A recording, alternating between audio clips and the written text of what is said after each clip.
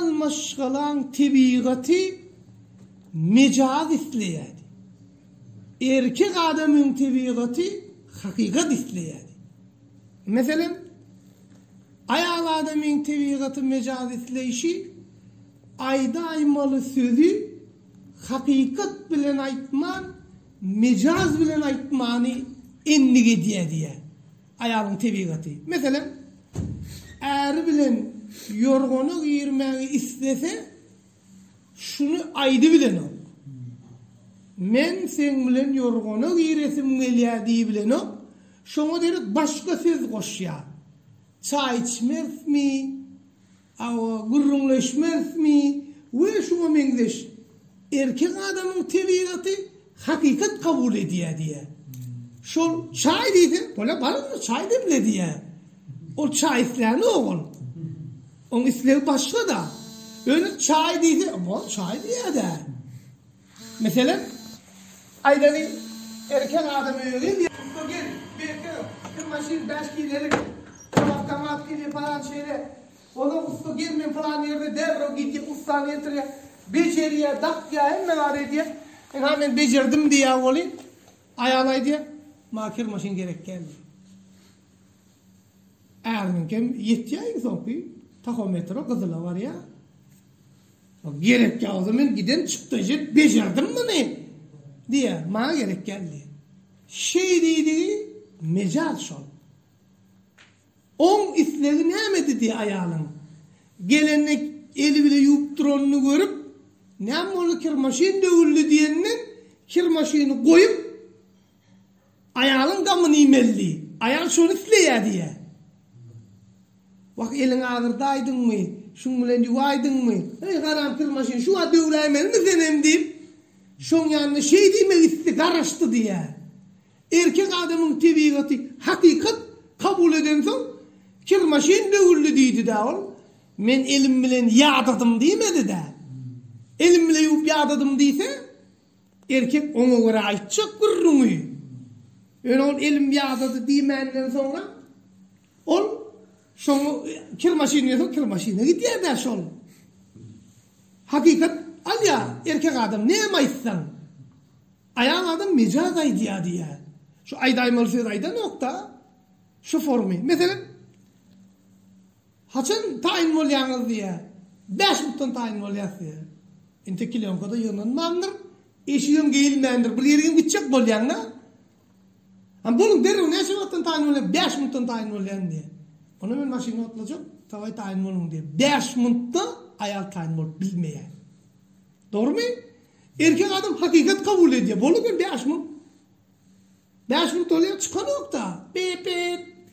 Bola. Diye de karışına ölüp parayan 5 mut deydin diye. Karış yine 5 mut diye. Bolya yine 5 mut. Hakikat alırlar erkek adam. Bolya yine 5 mut karış yine. Yine 5 mut yine. Bola sen 5 mut deydin diye hakikat alıyor şunu. Şu ayağın 5 mut dediği kitap şunu tefsir ediyor. 5 mut dediği gıssanma. Meni gıssama. Men öz mayım bilen öýün içine yığnaştırarın. Öz mayım bilen eşiklerimi geyerin. Öz mayım bilen aynan öňünü bedenerin. Onun çıkarın deydiği şol. Şu 5 mundun içinde başka sözden etmesi. Yani erkek adamın tebiğatı hakikat kabul edense 5 mund ise 5 mund mukadiye. 10 mund ise 10 mund mukadiye de. Şu ayalın tebiğatı mecaz, erkeğin tebiğatı hakikat diye. O zaman şu hakikat bilen mecaz hiç yaşan oňşama. Yani oňşmayanın şu sebebi şondan şol. Bira hakikatin kanununu bilen o ayal. Erkeğin mecaz kanununu bilen o. Neticede her ayalın ardına dava duruyor. Hudaý tebarek ve taala Kur'an-ı Kerim'de aydı ya, men sizi bir erkek bir ayallan halk ettim o zaman adam atıyla koyun eden. İkinizin aranızı sepledim. وَجَعَلَ بَيْنَكُمْ مُوَدَّةً وَرَحْمَةً اِنَّ فِي ذَٰلِكَ لَآيَةٌ لِقَوْمٍ يَتَفَكَّرُونَ diye. İkinizin aranızda süýgü, mehribanlyk dörettim diye. Yani şu süýgü mehribanlygy dine akıllı adamlar pikirlenip, ayna şu taýdana süýgü barıp bolýar, ayna bu taýdana mehribanlygy barıp bolýar diýip biler diye. Akmak adam bilmez diýdi. ayetden çıkarýar şu mecaz hakykati. Men sizin aranızda süýgü, mehribanlyk yarattım diye. Ve ja'ala beynekum muveddeten ve rahme. Süýgü, mehribanlyk yarattım. İnne fî zâlike leâyâtun likavmin yetefekkerûn. Fikirlenip bilýän akıllı adamlar üçün baş ol diye. Süýgü, mehabbet.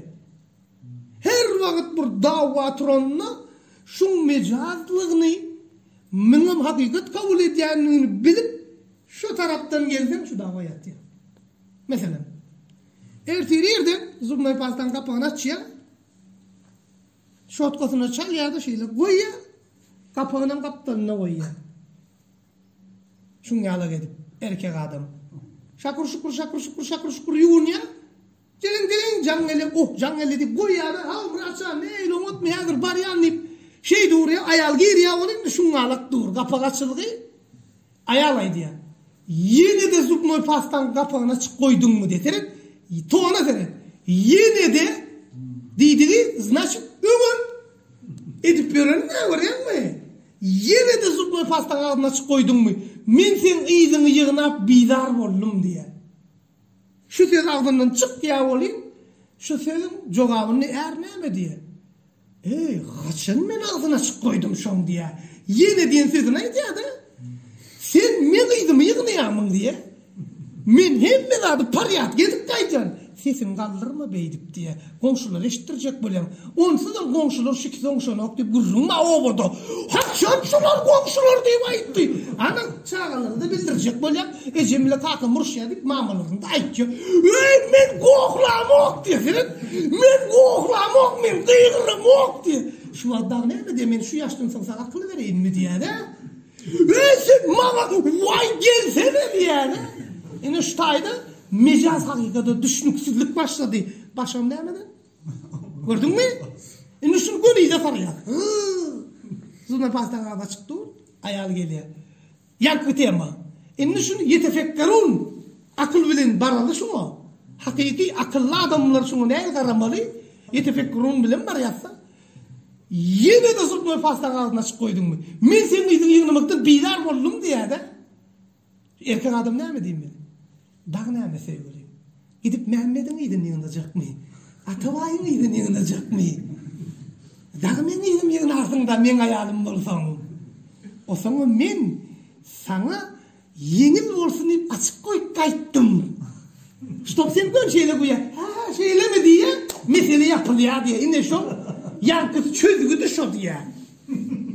Erkek adam şu mecazlığını bilek gettirin. He men bunu mecaz cevap vereyim. Şu cevabı verse uy bu doğru değil mi deyip şey çık gidiyor şu. Ya kir maşini mesela gelirler. Kir maşinine geliyor olayım. Ben kir maşini becerdim diye de. Ma kir maşin gerek geldi. Gerek ya olsa onu o Tayland'ırdın mı bana mınniye de kaharına. Kim sakallıydı diye. Ay men giden pul ver vardım onu. Ne sakallıyım o diye. O da kim allıydı men onu alıp geldim diye de. Bana kir maşinin gerek geldi diye de. Sana gerek kaldı. Ne bir şey alırdın onu deyip kaharlanıyor da. Şu başka teması. Ne geliyor olayım? Ne mi oldu diye de. Kir maşin de oldu diye. Yani şu tayda ussa can etmezden önce ayağının bir tevigatı var diye. Nezmi çekenine hemmedattan önü koymalı diyen düşüncesi var diye ayağının. Öz nezini çekmeli olanını başkalardan önü koymasa kovur ya. Şimdi bu nezini çekmeli. Bak elin yağdaydı mı? Elin ağırdaydı mı? Karam kılması şu hep de gülmeli sen ha? Ne peyken deyip buna kayam olmalı lan? Şu gülmeli şu. O yağda otuyor da. Ufukun ön praktikada el bile yuğmandır ol. Madama nemede yuptur, kir maşinine yuptur. Kir maşinine yuptur da, indi edip durun, rasbardanın dövülüp durur, giden eşiklerim yatıyor, el bilen kıyınna. Madam indi etmedik adam için, madam köçede yürüyüp yürüyen için, piyada, şundan kumdağı gitmek, hiç tatlı için. Dışarı göğe sana maşinli, kumdağı gidip gelmek, hiç tatlı oluşuyor oğlum. Indi etmedik bolansa, ağırda indi. Bak elin ağırdaydın mı? Getir kömöge deyin. Sen elin bilen kuyanolin kirmaşina mağlap durov sen yusungur menem şun kuyalık yup bile mok diye da şu ad men işte durna kirmaşinin sesini diyende o zaman yıllar ya ol hem ya dolu ne medi uçup gidiyorsun ol şuna karıştı ayal ama erkek ona gaytim hakikat deyip düşünüyor da şunu şu formu değerliyiptir de ayalın tabiatı mada mecaz aydiya deyiptir hiç için hakikat aytsa erkek adam hakikat bolya da şonna gelenini ayal aytsa men kirmaşin dövülli elim bilen yudum yağdadım inni gelsen men näzimi çekip men göwnüm kalkınır deyip hakikat aytsa erkek ediyor şunu onayda nokta ol şunu der başka sezlonya şu ulonaymalı sezederin başka ulonya mesela hiçimizin maşgalamı men isreyen men bilen bile olmasam men yarılıp var yani gurrun ediyen neler göresin böyle gelem okmu nira ettin dine şu doğru mu şunun hemmesinin anırsından şu zat bak yönü şunu aytmanı utonyada şunun yerini başka söz koş ya köyne yaşlılarda da vardır kempir bilen çay için dedi ya çaydan ne şolası aslı şu zat şu dıyızlaşıp çay içinde dıyızlaşıp çay içip bulma ya dıyızlaşıp dine şu zat bul ya işte bu mecaz taşı ama kempir bilen çay içinde dünyanın yaş ol ya diye çay içinde nerede yaş ol ya o şu dayla başka yerde yaş ol yok işte bu oğlum şunu boş ya da şunu derik men şundan şu da ifleyen deyip aydanın ziyanı yok şun ya misal ayal maşgalan tabiatı gananını giç ganya erkek adam dirro ganya ayal giç ganya şunu aydı bilen yok men ganmadım men boymadım men yine bir gedek deyip bilen yok şunu Amerika adam ya da gelir der ay yaptı ya da senin bir erkek bu mu diye yani şol mecaz şol erkek bu mu dediği bana mı ne kim deyip oğlan kıyıram mı ya da kim dadın bellice yönaydı bir de ne oğlan şu mecaz bile neydi ya şu sen şu düşünmeli şomadı ya Huday Teala da şuna etti men sizin aranızda mehrumanlık suygu yarattım yönü şu suyguyunu yetefekkerunlar bilye diye idep tapıp ne şey deyip yaraşaymalı deyip hocoluğun yağdayını bilyer şolur bilye diye Peygamber Aleyhisselam'ın özünü buldu diye şu yağdayı Peygamber Aleyhisselam bir gün otuyorken gaynenesi geldi diye o zaman gaynenesi gelenini maşgalası Peygamberimize bir kakya o zaman maşgayne ne saydı? Kıyı, o Resul ahirin diye. Ulaydın mı onu diye de? Peygamber Aleyhisselam diyor. Rahat değil mi gaynene? Bu birinci gedek falan yok diye. Bir şey ettiği söylediği diye de. Söyledi ya mı? Aslında söyledi ne anlataydı onu? Başka manada etti de. Öyle bir söyledi ya diye maşgaladım. Yıllık rüyada. Sonra gitmedi diye. Yani bareken ne? O zulunum. Ya misal Hazreti Ömer günlerde bir gün Hazreti Ali'nin yanına geliyor. Ya Ali diye men bir hadis eşittim. Menin neslimden bir adama başka bir adamın ennamı değilse menin neslimden bolan bir kıyıza bir adamın ennamı değilse şol adama Peygamberin nesline ennamı değilse için doğulu kodu haram deyip bir hadis eşittim diye Hazreti Ömer hava benim eşittim şu hadisi diye men şahvet kastım yok diye men Hazreti Ömer men yurdun sultanı men mümsana goğırnaklar getirin diye ben getiriyorlar önümün şu hadise papal gelecek bolyan o sebepten senin bir kıyızın var şunu isteyen eğer göğünesem şunu bana durmuşu verey diye Hazreti Ömer Hazreti Ali'den kıyızın sonraya durmuş o da kıyızıma teklif edeyim göğünesi vereyim niye Hazreti Ömer'in yaşı olarak kıyızı da yaş Ozan teklif edenini bolya deyip bunu durmuşa veriye. Ozan bular yaşap başlayarlar. Neçe vakt yaşanlarından sonra bir adam ayalından şikayet edip Hazreti Ömer'e var ya. Seni bir Hazreti Ömer aydıp bir ettirişi mezer ettiği kaydet ayalına. Bidar oğlum senin deyip. Oğlum şu mecada hakikate düşünmen şu karın matım olup bir de kat çörek ver, bir kat çörek yiyecek deyse, bor deyip kat çörek getiriyor diye de ha. Bunun akit bir de kum ver, kerpiç ver, armatur ver deyip, bor deyip gidip kum, kerpiç, armatur getiriyor diye de mecazda şolun hemmeti bir iri yalzat getirdiği dedi de şol. Oğlum niye mi getirsin kıyıgır dursun bana bizar oldum ben. Öyle getiriyen kıyıgıryan diye de. O mecaz bilen aydı ya da. Oğlum bizar olup mesela Hazreti Ömer'e yamanlamasam olacak geldi. Gidip Hazreti Ömer'e yamanlayın niye? O Hazreti Ömer'in kapısını şöyle kakya olayım. Eşitip gördüm. Hazreti Ömer'in maşgalası şu Hazreti Ali'nin kıydı şol. Şol öğününe var. Tekenle o Hazreti Ömer'in gılavına oturuyan yerine varıp soraya da bu Hazreti Ömer hayzı maşgalasını ismeyeni. O planın kıdiye de bilye de ol belki işte olunlayan yeri. O görüşün oyunu var ya. Barza uluğu Hazreti Ali'nin kıydı Sel Hazreti Ömer tupan da Adam olaydı ya. Men ayağımı şikayet edeyim geldim ol. Mınka bir iki derim metreken oldu yani. Ol içinden. O mirde yöre vuranını ol Hazreti Ömer iş kakalarını deyip çıksa bir oğlan gidip bana ay korkmam diyor. Ya emin selamun aleyküm tek aklım işi. Ova ne mi? Ay emir müminin ben diye hele mi yamanlayın geldim olin. Gördüm sen ki ajdar halı mektenin betreken o diptir da ol. Ey oğul diptir. Ayarlayanın bir eğri kapırgadan yasalan bir zat bu diptir. Bunu doğrultçuk abol bulanok bunu. Doğrultçuk ozan dövliyamın din omuş bol diptir da.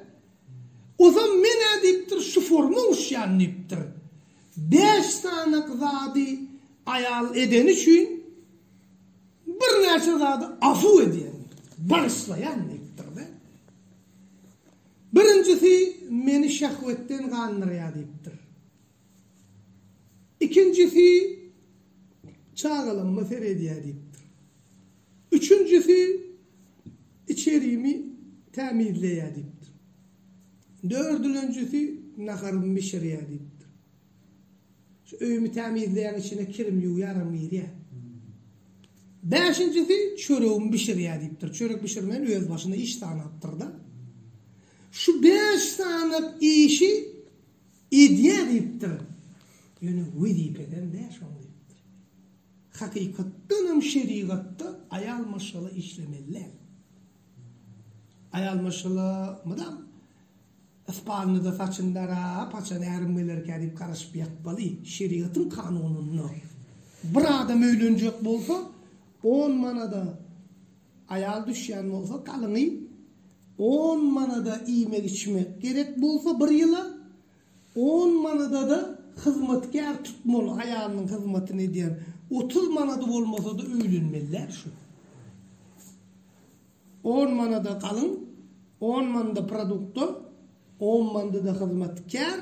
Şu hizmetkar etmeli, çağa emdirmegem yok, kiryumogam yok. Bu zaman ne mi diyen? Ağla, tur çağın ağlaya diye. On kum ol dine. Sana da var eşi şu. Erteden tuzuraya tağatın alyan. Namazımı okuyup uğrayam, emme çağı okuyunu.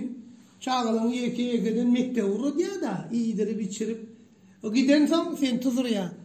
Turay, çayın tayin.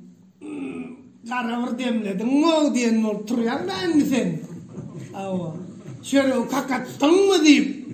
Meskan koydun mu deyip adalcıyan yazca da. Adam, şu hemmesi borç değil diye şeriatta. Şunun hemmesini hizmetkar etmeli. Yönü şulayan sen bu ikisini harç verip oturma diye. Men ederim şu etmeli zatlan barın diye. Kirinem yuya, nakardan müşeriye, öýüňem tertipleýär, çağılyňa da terediýär. Plus sana da yaraya. Şu 5 sanat işi aslında men etmeli diye. Men etmeli 5 işimi o neden için men 5 duruştur qoq kalmağını bağışlaydım deyiptir da. Ay bor diyeydim, orram edeydim deyiptir da. Yoksa ola öz işini bağış edýän maňa menim afuwumy bağış edýän. O neticede aldı bir olay ýasypdyr da. Nursat Taji bir daýlamyz bar, Allah rahmet etsin. Bolýar. Gidiyor. Oğlum Nursat Taji bir daýlamyz bar, Allah rahmet etsin. Paýyn maşgalary gygyrýan ol teatr bejerýän. Oğlum teatr ýetlen bir Nursat akşam galay dibitili ýygnaýaly.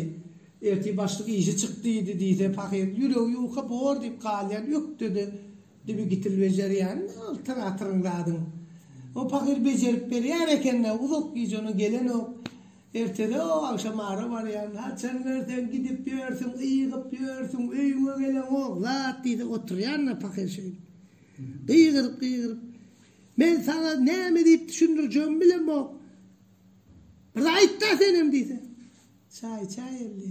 Belan sapını iç, açalım yamanını iç, yeni yüzün aşağı. Sen çay ederek, bela içmeli, rahat. Ne açıp attın ya da, ne mi diyen diyor. Bıçaka kaynart, koyun varsam diye ha. Belan işteydim ben sana, açal işteydim. Wow, gıyır, ya da bokur doğurulup, nervisi kal ya da. Senin birden ayda dedi. Aynı gece muttur su çay elde diye de pakir. Seni ne diyeceğim yok onu zat diye. Anam neydi? Aynı yatayma vaktim borcu diye de pakir. O zaman ayağını gelse diye İngiliz dese de hiç cevap yok da. O zaman en konkuluk mu diye en konkuluk. Ay sen gene yüzüm sallağa oturur senin boş niye? Ay onu çay ver aynı. Dere yere kendine. Hava. Mecaz diýilen zat ayal adamyň himmetine bağ. Ayalyň mecaz däli ýok. Biz ýöne bir näçe zadyň mecazlygyny düşünemdik. Mecazlygyny düşünmämizden soň şoň hakykat mykadip kabul edýärse, ýa mysal Peýgamber sallam aýdýar. Bir adam ayaly 50 ýumuş buyursa, şoň 49 sansyny edip bir joymuşun bitirmese men sana gelip şurayda gören adım yok diye aydar diye. Peygamberin sözü şu. Yani şu söz aydı da sen bana nem ettin diye. Şey dedi, nem dedi? Şu vakit sen bana gerekli adı berem yok dedi şu an. Men sana gelip şurayda gören adım yok dedi. Şu vakit senin göreymen adı görem yok dedi. Men sen sövüm yok dedi. Edir şu vakit deydi, şu el-en olmalı, şu vakit. Böyle sevmesen beni numaralara var ayınlık gör, bu saçın ütüye ben tutak ettirin. Gider mi sen şuna deyip? Mesela, mecaz şun, sen sevmesen, koy vermesen, var koy ver anna. Koy vermeye. Ne koy veriyor? Ne koy veren o? Ne toda, ne soda? Şu mecaz şun. Şu şey deydi, şu vakit deyip düşünmeliye. Men seni ýigrenýän diýse, şu vakit manada. Sen bana hiç sadeden ok diýse, şu vakit bana gerek sadeden ok diýdi. Ýa-da bir mata alyp berer, täze çykypdyr diýse, şu vakit pulumuz ýok. Sen hiç asan pulun ýok diýär, göränmi? Hiç asan diýdi, şu vakit diýdi. Şu sen sözüň aýtalýarsın. Şu vakit sen pulun ýok, bana gerek bar sen pulun ýok diýdi. Hiç asan pulun ýok. Bu galan zatdan näme boldy diýip gokla bermeliler sen. Men kim alperdon Nursat Taji getirdim bular diýmenler sen. Hawa Nursat Taji roçan getirdi şular, men getirdim diýip ýüne de janyny bermeliler şuňa. Ayalmydan mejaz gepleýär diýipdir. Aňsat hakykat geplemä şoň ýerine bir zat goýugy aýdagyn taýpa diýär. Şu sebepden mudam gojulukda bir ýankyýalak bir jarba bolsa, şoň dünýäde salmaly, ahuna aýdýar da şu mejaz diýip, şu wagt diýdi o, şu diýip Mun dirru o tarafından bir barmalı. Maltumul İşan'ın bir koşusu var. Her kişinin bolsa iki ayalı, işi günne kıylu kal olur. Söz tatmasa her birinin şanına, beyde adam girmez, insan sanına iki ayal, bir kele üç katın olur. Manası, bir adamın iki ayalı olsa, işi günne kıylu kal, kıylıyını gep, kallıyını gurrun da, işine mi olur? Gep gurrun olur diye. İnni şol erkek gep gurrunun içinde söz tapmasa, her birinin şanına diye. Söz tapabilmedi. Mungal adam girmiyor insan sanına diye. İki ayal, bir erkek, üç katın olur. Şu sen söz tapmalı. Bir acıyoluşun bağı olayım, gurrun bir yere. İki başkalanma. Öyle var yani olayım, nahar yiyecek mi diye. Hava diye. Neyme o jelevin vermedi mi diye. Bu yer ilk gelen yere nahar yiyecek mi? Yok iyiydim diye. Ne o jelevin naharladı mı diye. Ola ona jelep diye, o da ona jelep. Men iki jelevin er diye.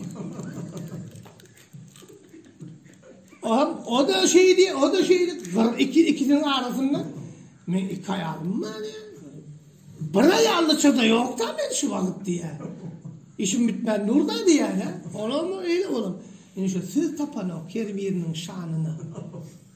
Sen söz tapmala oğlum, hem biz mecada ihtiyar şunu. O celep deydiği, o mennin qoğun mu deydiği şunu. Şu an sen aytmalıdın şu. Ne mi o celepin nahar vermedi mi deyse, senin özgü kim bana nahar verecek? Sen naharından başka naharı bokurduk gerekkenliği vaytti. Men onunla yiyecektim yani bokurduk iyi mi? Onu gidip iyiydi. Ben şu için geldim dedim. İyi şeylim yani tapır koy ya. Gurrun yat ya.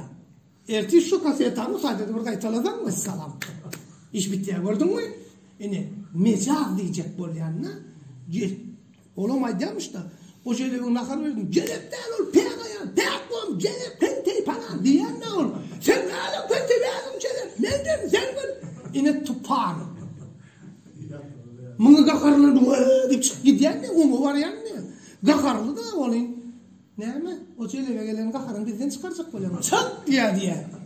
Şimdi metoda dışarıda oturuyor pat diye da. İki tane maşallah var. Öyle mecada düşünmesen şey var ya. Mecada düşünmesen pat diye oturuyor. Şu sebepten ayağın maşallah niye mi giplese doğru içinde hakikaten Murat geldi deyse mecaz olsun. Kim mal ya tavay mı kadime lelletin. Hakikaten mamın. Çok bol ya bu da mı deyip düşünme lelle onu. Şak mı? Murat bol biliyor da şartaki. Ama grandını devulli deydi grand tel roşu başladı atro deyip. Hemmesin balayaktan.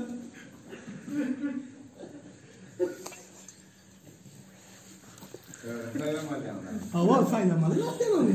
O zaman mecadlı yerleri yankı yerlerine açacak bol yanına durmuşun içinde bir arzalılık getiriyen zatlar var da şu arzalılık ayırmanı yoğurmu Kuday Taala'nın Kur'an'ına ediyor da muvaddete rahme var yönü yetedeklerin ulul elbaplara var orluya akıllı adamlara var deyiptir da onu bula mecadeke o deyip niye ağzımdan çıktı mesela uğraş ettim diye palodur o bu değil mi lelletin uğraş olup bilen ol hemmisi buraya yaptığın mecad olmalı ne olursun sayılamalı mı uğurlulmeli ne şun yani sonuna kocalık ne diyor duruyor şun men Joran'ın kaka diyor patasına varıp gelen dedim gitme deyse kakam ölse uğradı yan deyse sen mi kakam ölene öldürecek mi yan mı sen deyip düşünmeliler şunu şolar yavru olsa uğradırdım deyip düşünmeliler mecad hakikat düşünmeliler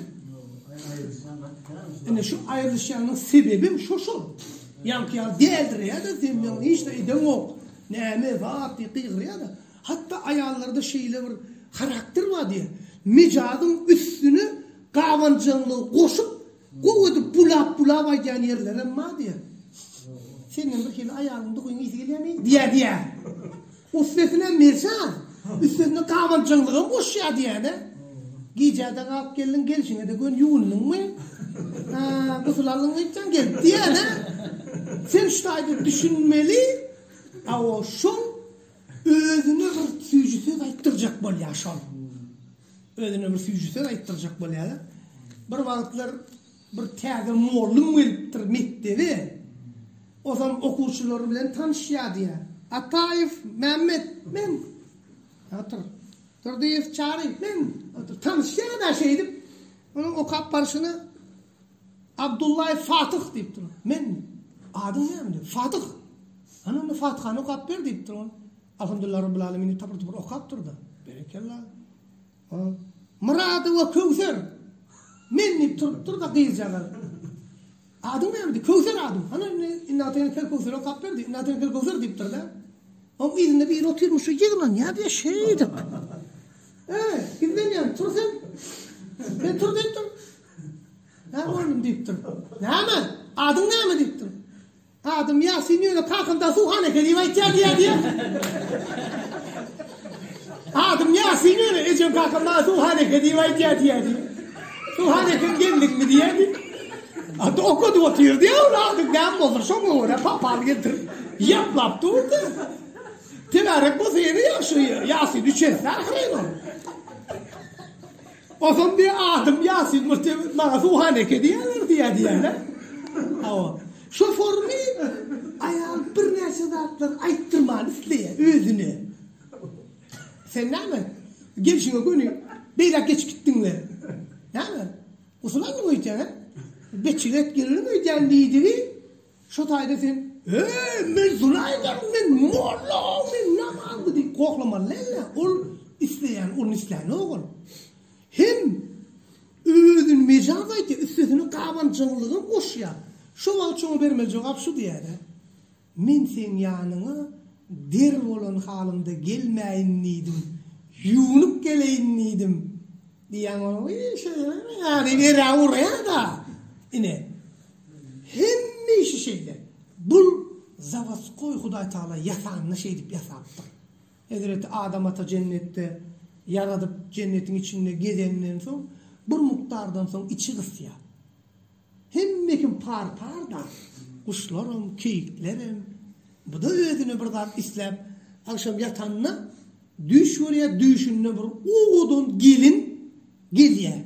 Şu düşü görüp dururka Huday Teala şu çep kapırgasının egri yerinden hovenemiz yasap şoňa da cennetin goğlu vaslarından giydirip şaymanlarından takıp kızılmağıl jogor bu vatlar takıp oyun ya olan görse anladın şu düşünne gören gelini geliyor görmüyor oğudun cennetin lüvaslarının gelin anladın gelin adam ata mesin goğulayan yani adam ata da şu vat görmüyor oğlan cennetin in goğlu vaslarının gelen pelvan sıfatlı bir yüzün nurana bu gelişikli oğlan da şey kekce zaten şey tran hem bir doğumlu oğlan bıyıklarım iste yani şoňaly oğlan bolup duran ýagdaýyny sataşanına Hazreti Adam Aleyhisselam dur bilme metin goğuryan deyipdir de Hazreti Havva ne diýdi men sen goğuram diýdi Adam goğuram okmu deyipdir de şol aslında Havva'nın Adam atan goğurşy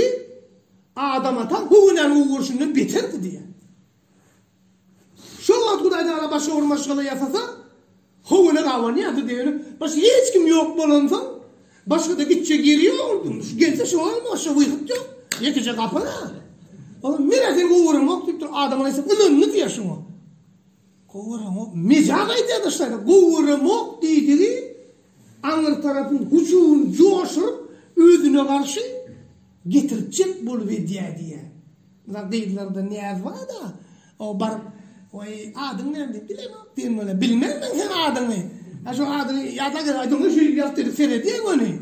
Ya misal izine gelip mesela goğuruyan zaten mene goğurumak bar git neme zat diye. Şu hemmesi edildi o neden şu. Ne maşallah o gelen zaman şu öyle şu. O zaman sen mecaza düşünüp gezmeli. Madem şu ağzından çıkan sözleri revize etmeli. Yeni giyeceği alıp geldin. Haçan görsen giyeceği alıp gelen, nahar vakti gelen ok deydi. biz nahar sensiz iyetimiz gelen ok deyip düşünmelisin. Bu nahar bizsiz iyeti gelen okken menim şu naharın yiyecek bol ılgak gelin men şu müzik yala akşta şu tarel kablen ipleyen ne men nimelle o birinci nahar almışım bak bu ballığın ügafin gelip duruyanım olsa değil mi? Sen şu dayda. Şu anır tarafın güğünü kalkınmalı na. İsteyeni şu. Şeyse hiç açan azalık gelmeye diye. Peygamber Aleyhisselam'ın hadisi var ekenin. Ayal adam gılcından kanla dipesini şenlik dövüp duran erkek adama boyun olur diyor. Gılcından kanla dipesini şenlik dövüyen erkek adam ona boyun olur deyiptir. Ama koyun yazacak şu adama ayal boyun olur üstüne durar deyiptir. Men gılcımdan kandandırıp kellesini şenlik dövüp olara üstüm çıkanımdan yumuşacık bolup olan ben üstüme çıkmağını kovverdim deyiptir. Yani şu hadis ne bildiriyor diye men hiç kaçan başkalan bile dava etmedim deydi şeye şu hadis. Men mıdam şular bilen onuştum.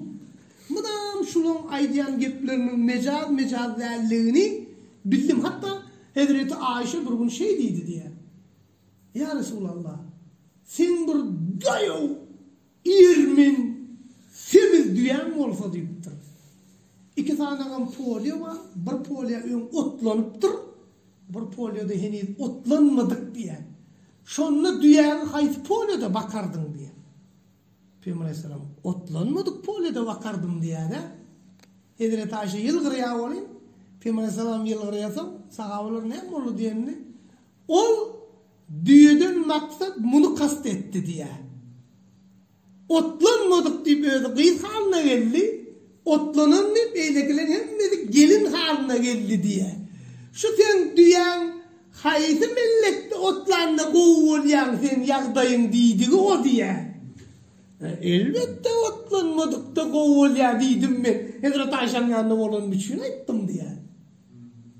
Ne? Şu mezarla şu gördün mü? Sen ben bunu yapsam kovulyan mı? Diyeyim ben şu derim. Şu çakırın gereken ne la? Hava diyecek yapılıyor mu? Şu hakikaten ne şey? Ama şunun başka şey dua ediyorsun. Şu mecaz değil ya. Mecaz diyeni. Bir vatlar bir padşah veziri bilen bile bir yerik bariyaka bir çopan adama gavat geliptir. Çopan adamın yağın kırasını deriyle otuyormuş. Derini ilendi suya salıp daşın üstüne vurmalı. Pat demiş o deri koydum. Priye ya o. Adam şun galede oturuyor ka. Näme deyiptir? Näme deriyle yağın hava? Altıda näme ettin deyiptir de. Altında oynadım deyiptir oğlum. O gezi turmadın mı deyiptir oğlum. Turdum hile yaradı deyip diye. O vezir ettin näme diyene pisiptir de. Bir gavı uğraşsam ne dersin deyiptir. Giptik beni törüm taşşam deyiptir. Bolya deyip gidiptirler de. Yollu var yakalar. Kıvlay alem deyiptir. Näme deydi ya çopan deyiptir. Sen näme deydi? Sen näyle adam? Men vezirim olup buyursun olayım. Bir çopanın aydan dipine düşünen yok mu diye. Onunla deyiptir men sizin bariniz ayıracaktı. Şu çopan veziri deyecek özüme deyiptir. Bir çopan bile neden gurrunga düşünmeyen olsanız sana akşam açın sıra şu çopanın ne marada gipleşenini bilmesen kellen kesip diye. Bolya padişahım deyip bunu köşke getirip yanında bir tane adama gayde yak çopanın yanına. Çopan näme deydi baş näme padişahım sana diye. Yo men kıssa näme gidip var yani gayret et aydo men näme deysen bereyin. Müntullah versen aytçı. Müntullah verdi diye. Altıda näme ettin deydi.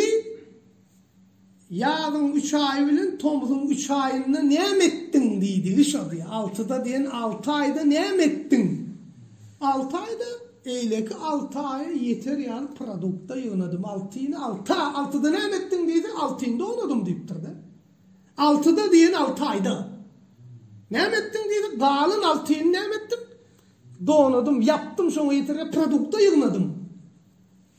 O ikinci ne dedi men kıssan yani dur men sana yeni men vereyim. Öyle ait.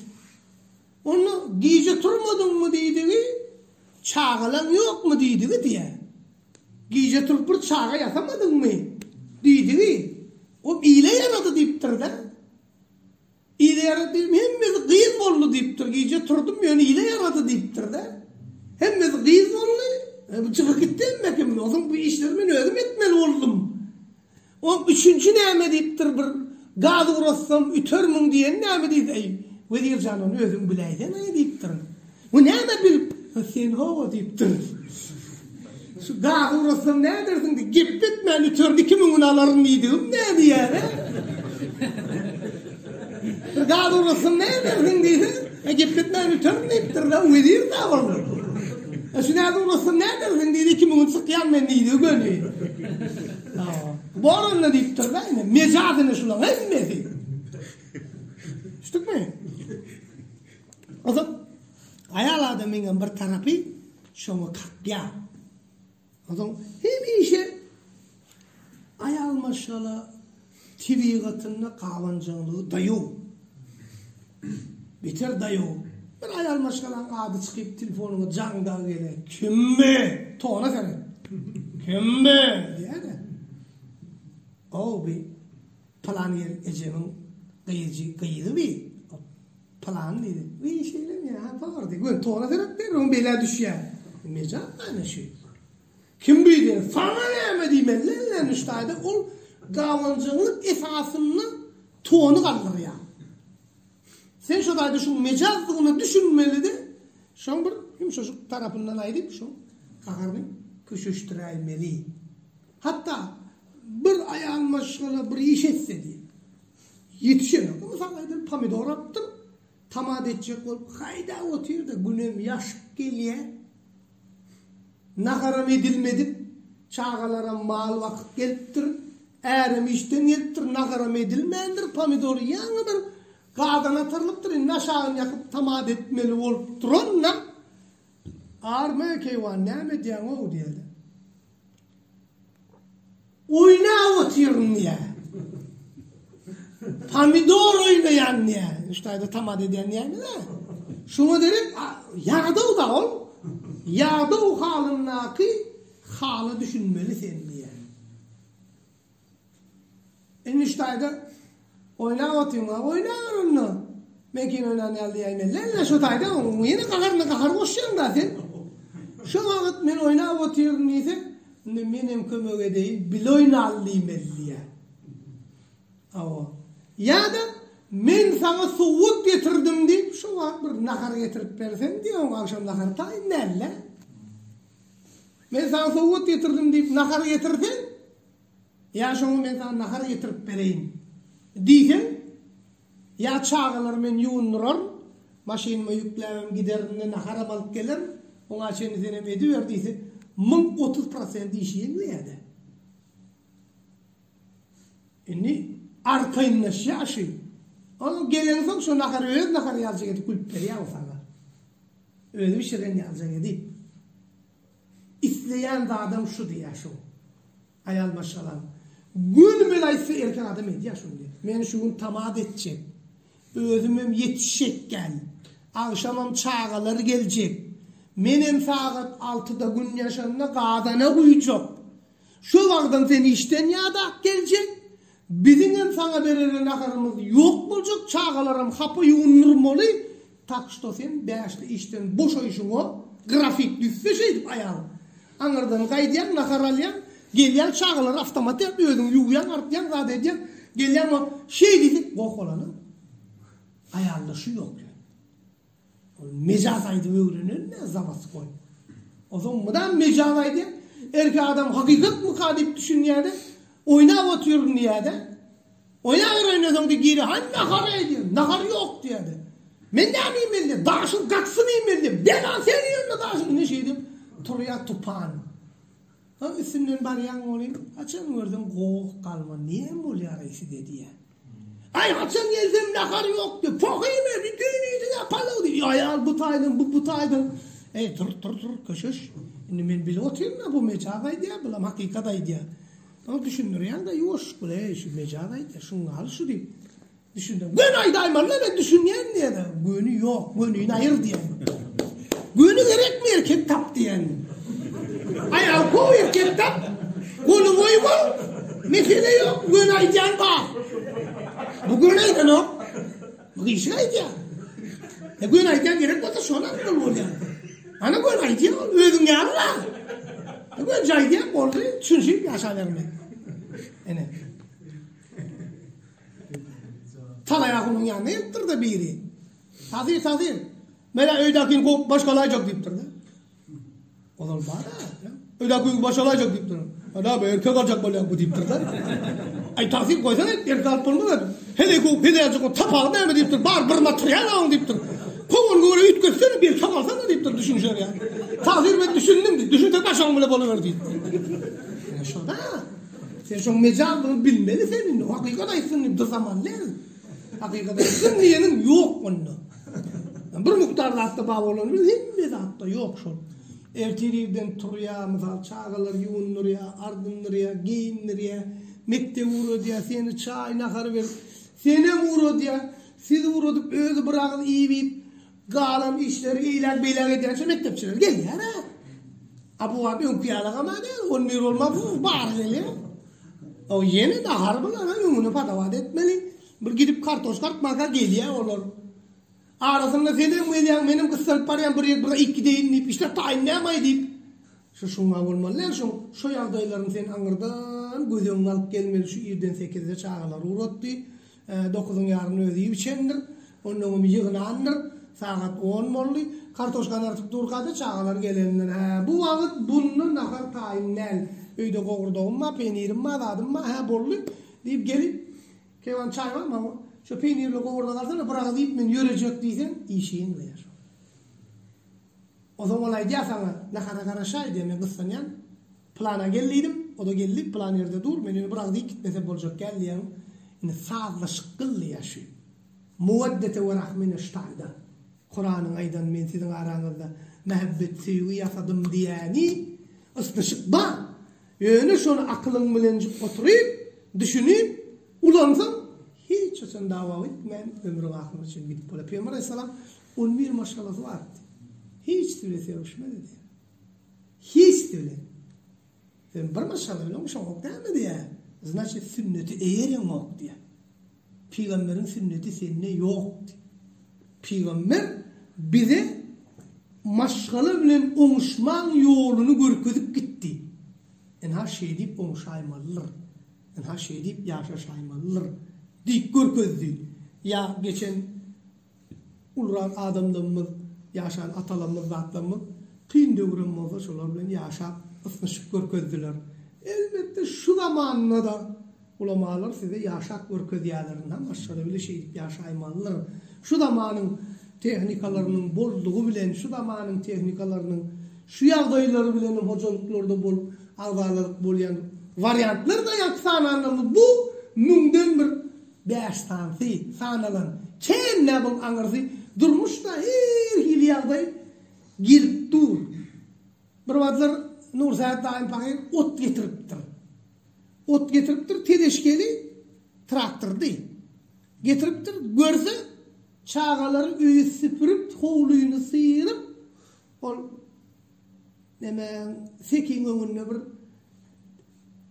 rişotkacı gidiyor ya da, şunu şimdi süpürüp görülür diye de, teneşkedi bile ağırı gidip traktörle koyup, üstü başını kakıştırıp, adını çıkarıp, kumunu kakıp, yankısını kakıp, maşin traktörden şıppığını giyip, köyün ışıklarını şotayı koyup traktörün içine, tezerağ ışıklarını giyip, kıydım bir günlük sıvallayıp dışarıda yoğunlu diye. Adam öyle traktörüm salmadı. Ot getirip duruyor salmalı. Aynı düşün. Bunlarım yeni sıyırıp buldular diye. Adam yoğunu vardı ne girdi. Gelin mi kakada o çay içiptirler. Nan içiptirler. Akşam yatıptırlar. Deyince alıptırlar. Ertelirden emmedi işti işine gidiptir. Maşalah'dan bir planım yaranı okşun. Sonra kaydayın. O botu ayarlawan bir arkayın git sonra ver. Akşam açın arkayın evliliğini ver deyiptir da otu düşürmelenni. Düğüncü karasılıp da oğlum. Akşam bu iyi bereketli ama akşam aruzot mu? O git diyor. Için seyri çak gelmedi. Ele gidiyor tart eleşken ağdır ya. Otu da çağılır. Gelin bolun deyip tağdan seyrip. Önküsiyale deyip koyalır. Eleşkenim kırada koyuyor. O açın maşgılısı geliyor. Bunlarım nahara tarıptırlar. Gördü otum mu ettirdi? Otu kaçan sallınız diye de. Teori ösür diyelim arasla. Dünkü çeken zahmetin bir dere etmeyecek bol. İnna Allah la yuzi'u ecrel muhsinin. Huday benden çeken zahmetin bir dere eden ok diye. Kur'an naşi.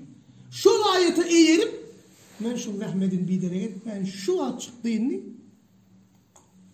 Yağın yaptırında diyor.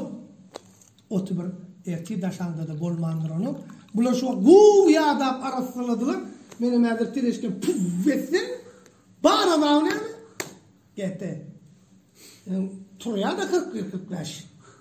Bir 41-45'te neymişler? Öyle fenomen ettik değil mi yani? Fenomen ettiren düştaydı.